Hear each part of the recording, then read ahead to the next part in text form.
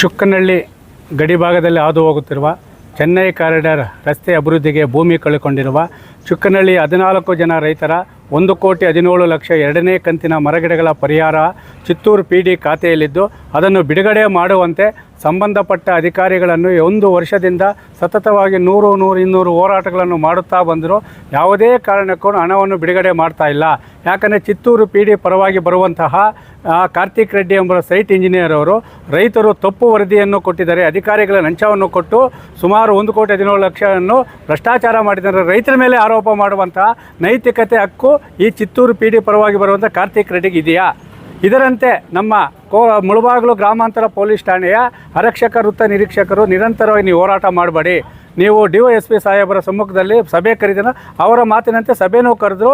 ಆ ಸಭೆಯಲ್ಲಿ ಚಿತ್ತೂರು PD ಪರವಾದಂಥ ಕಾರ್ತಿಕ್ ರೆಡ್ಡಿ ಭಾಗವಹಿಸಿ ಇದನ್ನು ಸಂಬಂಧಪಟ್ಟ ಜಿಲ್ಲಾಧಿಕಾರಿಗಳ ಒಂದು ಖಾತೆಯಲ್ಲಿ ಠೇವಣಿ ಮಾಡ್ತೀವಿ, ನ್ಯಾಯಾಲಯ ಠೇವಣಿ ಮಾಡ್ತೀವಿ ಅಂತ ಮಾತು ಕೊಟ್ಟರು.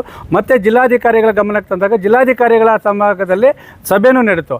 ಆ ಸಭೆಯಲ್ಲೂ ಸಹ 10 ದಿನಗಳ ಕಾಲಾವಕಾಶ ಕೆಳಗಂಥ ಚಿತ್ತೂರು PD ಪರವಾಗಿ ಬರುವಂಥ ಕಾರ್ತಿಕ್ ರೆಡ್ಡಿ ಅವರು 3 ತಿಂಗಳಾಗಿ ಇವರು ಹಣನ ಠೇವಣಿ ಮಾಡ್ತಾ ಇಲ್ಲ, ನಮ್ಮ ಹಣನೂ ಬಿಡುಗಡೆ ಮಾಡ್ತಾ ಇಲ್ಲ. ಇನ್ನು ನಮ್ಮ SLO ಮತ್ತು PD ಅವರು ಇದನ್ನು ಮುತುವರ್ಜಿ ವಹಿಸಿ ರೈತರಿಗೆ ಪರಿಹಾರ ಕೊಡಿಸಬೇಕಾಗಿತ್ತು. ಅವರು ನಾವು ಹೋಗಿ ಹೋರಾಟ ಮಾಡ್ಕೊಂಬಂದು ಕೊಟ್ಟರೆ ಇವ್ರು ಕಮಿಷನ್ ತೊಗೊಂಡು ನಮ್ಗೆ ದುಡ್ಡು ಕೊಡ್ತಾರಂತೆ.